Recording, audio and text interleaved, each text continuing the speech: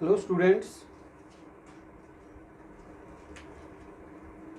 हमारा एसी चल रहा है अल्टरनेटिंग करंट वाला चैप्टर और उसके अंदर हमने AC circuit containing resistance only, inductance only और कैपेसिटेंस ओनली, ये तीन चीज़ें हमने डिस्कस कर ली थी। और आज हम डिस्कस करेंगे तीनों का series combination, LCR series circuit, या क्या कह सकते हो AC circuit containing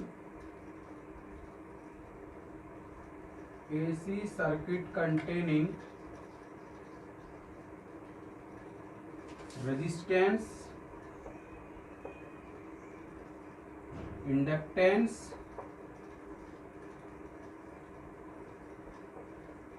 and capacitance in series. ये इंडक्टेंस लगाया, रेजिस्टेंस लगाया और क्या कैपेसिटेंस लगाया, तीनों को हमने सीरीज के अंदर जोड़ दिया।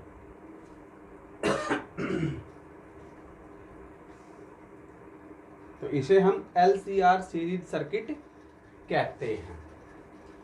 LCR सीरीज सर्किट कहते हैं। तीन चीजें, बट इसको करने से पहले तीनों को रिवाइज एक बार जरूर कर लेना। अलग अलग जब हमने पढ़ा था, क्या रेजिस्टेंस अलग पढ़ा, कैपेसिटेंस अलग पढ़ा और इंडक्टेंस अलग पढ़ा। तो मैंने यहाँ पे क्या किया है, ये मैंने रेजिस्टेंस लिया,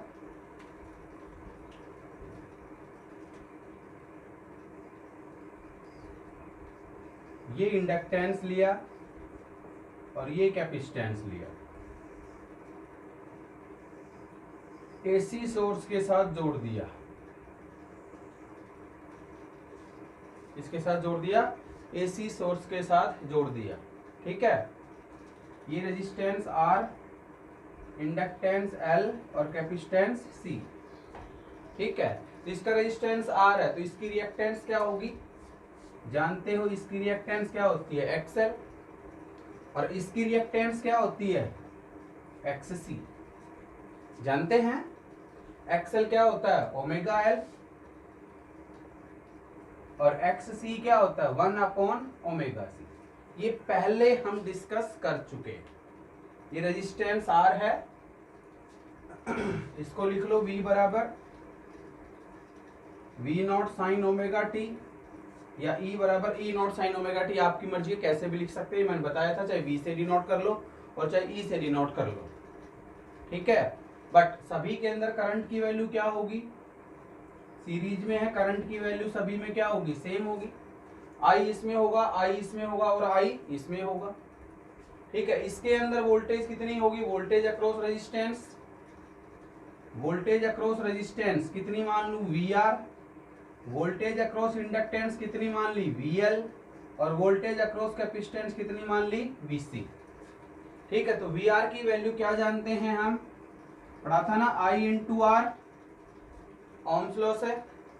VL की वैल्यू कितनी होगी, बोलो, VL की वैल्यू I इंटू L मत करना, रिएक्टेंस I इंटू XL, इस चीज का ध्यान रखना। और VC की वैल्यू I इंटू XC, ये सारी चीजें हम जानते हैं। ठीक है, फेजर डायग्राम से आपको इसको करना है। फेजर डायग्राम की बात सुन लो, इसके अंदर करंट इस डायरेक्शन में जा रहा है I, तो VR भी किधर जाएगा, इधर ही जाएगा, दोनों की फेज सेम होती है। ये हमने डिस्कस किया था पीछे वाले वीडियो के अंदर कि for resistance only current and voltage both are in same phase, कैसे फेजर डायग्राम से हम बताएंगे इसको।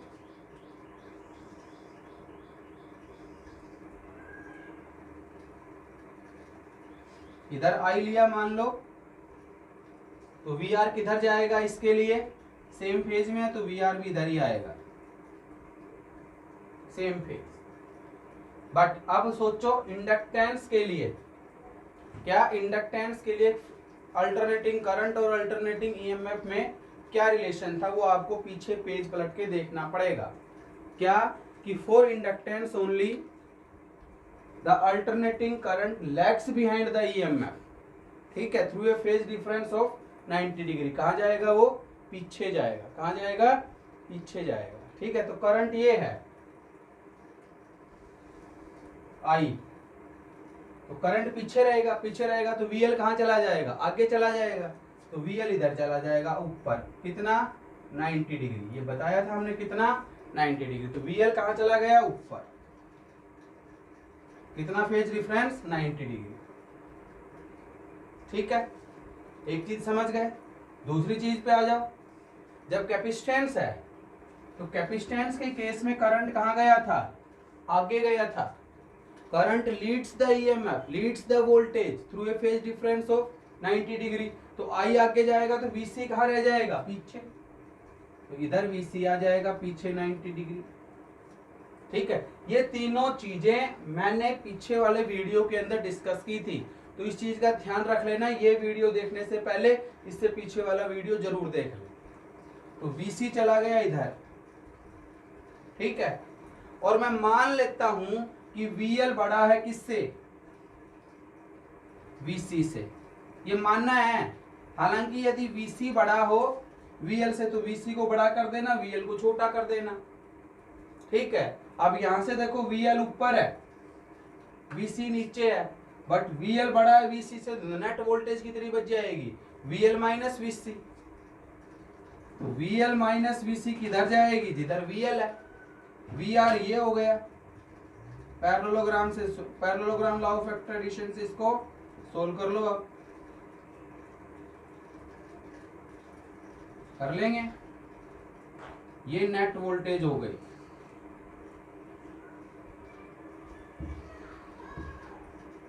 वी कितने एंगल पे मान लेता हूं? फाई एंगल मान लिया। थीटा मान लो, फाई मान लो, तुम्हारी मर्जी है। तो ये वीएल माइनस वीसी, तो ये इसका अपोजिट जो है ये भी क्या आएगा? VL minus VC. ये फेजर डायग्राम से मैंने इसको बनाया। इस चीज का ध्यान रखें। इसको यूज करते हुए, तीनों को अलग अलग यूज करते हुए मैंने फेजर डायग्राम बनाया है, ठीक है। ये समझ तभी आएगा जब पीछे वाला आपका कंसेप्ट क्लियर होगा। इस चीज का आप ये ध्यान रख लेंगे, ठीक है। इतना आप नोट कर लेंगे। अपने पास क्या क्या है? रेजिस्टेंस आर है, जिसके लिए करंट और वोल्टेज दोनों सेम फेज में थे, तो दोनों सेम फेज में है। तो देखो सेम फेज में एक ही डायरेक्शन में है। इसके लिए आई और वीएल के लिए आई क्या है? पीछे रह गया, वीएल आगे चला गया, तो वीएल ऊपर चला गया, आई पीछे ही रह गया। इसके अंदर आई आगे जा रहा है, वीसी पीछे रह जाएगा, तो वीसी पीछे रह जाएगा। ये फेजर डायग्राम की हेल्प से मैंने इसको इतना सोल्व करा है। अब इसके लिए रिएक्टेंस निकालेंगे तीनों का कॉम्बिनेशन का, क्योंकि अलग अलग रिएक्टेंस हमने कल निकाल दिया था। ये तो रेजिस्टेंस है, ये इंडक्टिव रिएक्टेंस है और ये कैपेसिटिव रिएक्टेंस है। तो इसके रिएक्टेंस को, तीनों के सीरीज कॉम्बिनेशन के रिएक्टेंस को बोलते हैं इम्पीडेंस। उसकी वैल्यू हमें यहां से निकालनी है, ठीक है। इस डायग्राम को, अब इस डायग्राम से सारा काम होगा, ठीक है। इसका काम हो गया, मैं इसको हटा रहा हूं। यहां से आके देखना, वीडियो को पॉज करके इसको आप बना लेना डायग्राम। यहां से देखना, इसकी जरूरत है मुझे। यहां से देखो, ये जो लाइन सीधी है हाइपोटेन्यूज, समझते हैं ना parallelogram law of vector addition से। v का स्क्वायर किसके बराबर आएगा? V R square plus VL minus VC का होल स्क्वायर। ये समझ गए होंगे। हाइपोटेन्यूज का स्क्वायर किसके बराबर हो गया? बेस का स्क्वायर प्लस परपेंडिकुलर का स्क्वायर हुआ। तीनों वैल्यूज है वी आर, वी एल और वी सी, पुट कर दो। तो वी स्क्वायर आ गया I square R square plus I square, ये आ जाएगा एक्सएल माइनस एक्सी का होल स्क्वायर। क्योंकि आई दोनों के साथ है, मैंने कॉमन ले लिया, कॉमन ले करके स्क्वायर बाहर आ जाएगा।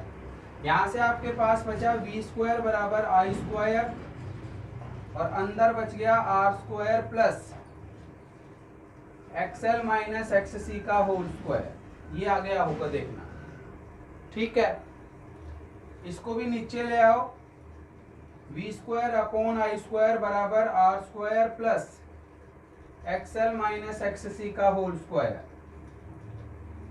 ठीक है, अब दोनों तरफ स्क्वायर रूट कर दो, तो यहां से v अपॉन आई आ जाएगा आपका under root of R square plus X L minus X C का स्क्वायर।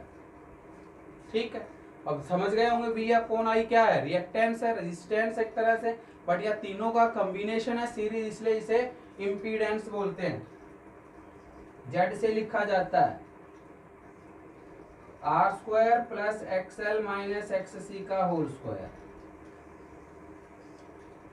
ये impedance in LCR series circuit आ गया। जेड को कहते हैं हम impedance in LCR series circuit.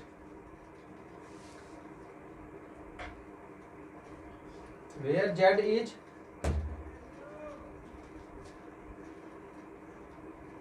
इसको बोलते हैं इम्पीडेंस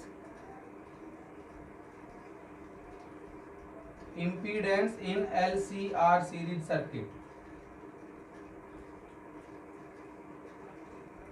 ठीक है, जेड को बोलेंगे impedance in LCR series circuit, means रुकावट अवरोध का काम करेगा। जैसे केवल रेजिस्टेंस होता है तो आर करता है, और इंडक्टेंस होता है तो एक्सएल करता है, और कैपेसिटेंस होता है तो एक्स सी करता है। वही काम यहाँ पे ये जेड करेगा।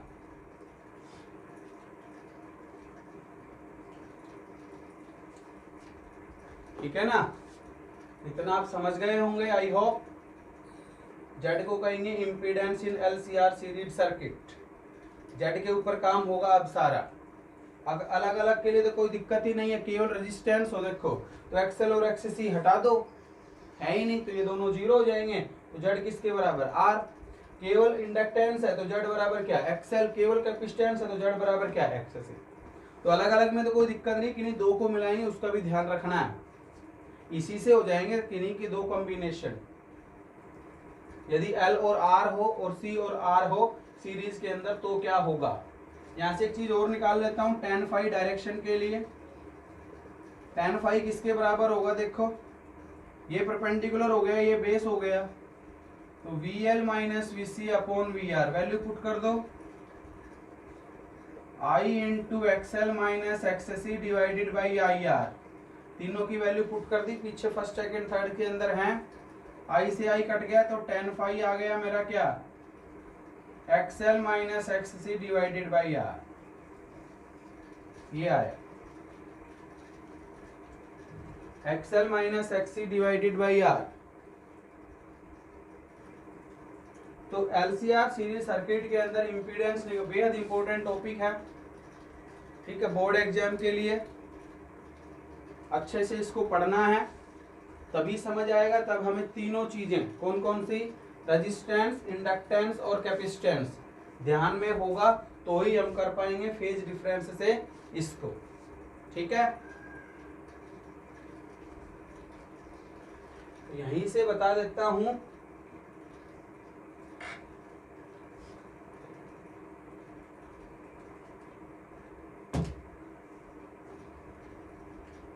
स्पेशल केसेस आप लेओगे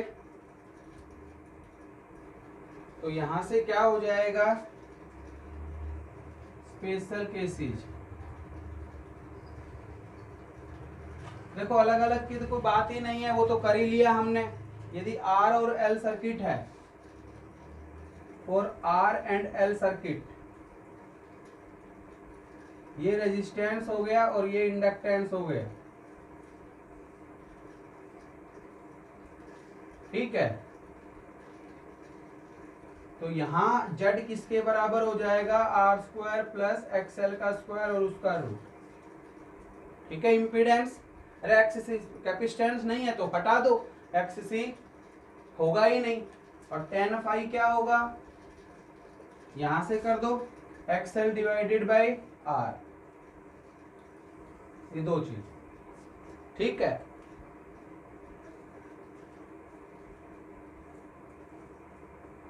ये आरएल सर्किट के लिए हो गया। सीआर सर्किट हो तो दूसरा है सीआर सर्किट के लिए ये रेजिस्टेंस और ये कैपेसिटेंस। तो यहां जेड आपके लिए क्या होगा, are square plus x C का स्क्वायर और उसका रूट, और टेन फाई हो जाएगा एक्स सी बाई आर, क्योंकि वहां तो माइनस है ना, ठीक है, बट यह तो है ही एक, तो माइनस क्यों लेंगे हम, तो X C divided by R. तो इसके स्पेशल केसेस भी साथ साथ मैंने डिस्कस कर दिए हैं कि यदि किन्हीं दो सर्किट के लिए आप लेओगे तो आपको किस तरह से करना है।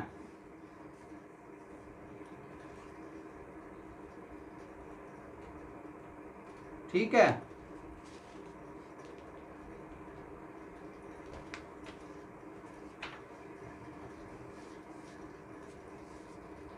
समझ गए होंगे आप इतना।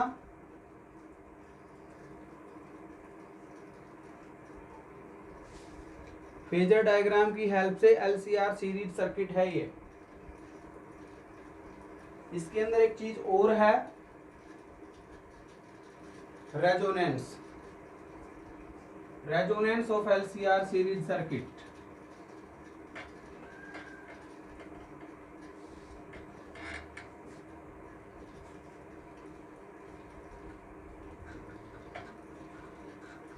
Resonance of LCR series circuit. Resonance condition of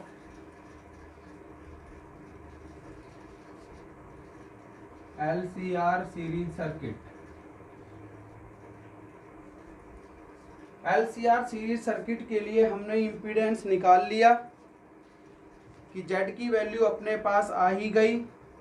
अब कब कहेंगे कि रेजोनेंस कंडीशन है, ठीक है, एलसीआर सीरीज सर्किट को कब कहोगे कि वो रेजोनेंस कंडीशन पे है, कब कहेंगे, जब उसके अंदर मैक्सिमम करंट फ्लो करे। ठीक है, LCR series circuit is said to B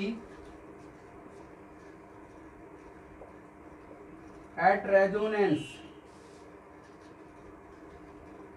when maximum current flows through the circuit। ठीक है, समझ गए। अपने पास क्या है,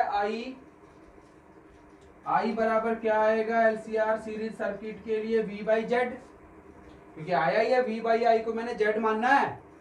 ठीक है, इम्पीडेंस, तो आई किसके बराबर आएगा, V upon R square plus X L minus X C का होल स्क्वायर।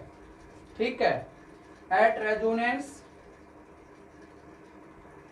रेजोनेंस के ऊपर क्या आएगा, आई की वैल्यू क्या होगी, मैक्सिमम, और आई की वैल्यू मैक्सिमम होगी कब, इफ जेड इज मिनिमम, और जेड मिनिमम होगा इफ एक्सएल बराबर एक्स सी, क्योंकि ये फैक्टर हट जाएगा, केवल आर के बराबर ही बच जाएगा, तो एक्सएल बराबर एक्स सी होगा, तो रेजोनेंस कंडीशन है। इसके अंदर और थोड़ा सा सोल्व करें तो एक्सएल की वैल्यू है ओमेगा एल और इसकी वैल्यू है 1 बाई ओमेगा सी।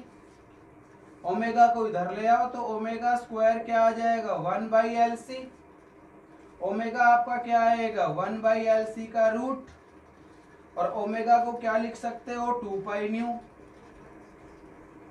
तो न्यू की वैल्यू हो गई 1 अपॉन 2 पाई एल सी का रूट। इसे कहते हैं रेजोनेटिंग फ्रीक्वेंसी। क्या कहोगे इसे, रेजोनेटिंग फ्रीक्वेंसी। ये आपके पास आया रेजोनेंस कंडीशन के ऊपर। जो आपकी रेजोनेंस कंडीशन होगी वो ये होगी, resonance condition of LCR series circuit का ये है कि LCR सीरीज सर्किट को हम रेजोनेंस के ऊपर कहते हैं। At resonance maximum current flows through the circuit, और मैक्सिमम करंट कब होगा? जब XL और XC दोनों बराबर होंगे, और XL XC दोनों बराबर होते ही रेजोनेटिंग फ्रीक्वेंसी हम यहां से फाइंड आउट कर लेंगे 1/2π LC का स्क्वायर रूट। इसे बोलते हैं रेजोनेटिंग फ्रीक्वेंसी। ठीक है, तो इस वीडियो के अंदर हमारा जो LCR सीरीज सर्किट है और उसके स्पेशल केसेस है, किन्हीं दो सर्किट को आप मिलाएंगे तो क्या होगा, तो वो ये है। नेक्स्ट वीडियो के अंदर हम शार्पनेस, क्यू फैक्टर और इस तरह इसके ऊपर जो न्यूमेरिकल्स हैं वो डिस्कस कर देंगे। इतना आप LCR सीरीज सर्किट को लिख लेंगे। Thank you.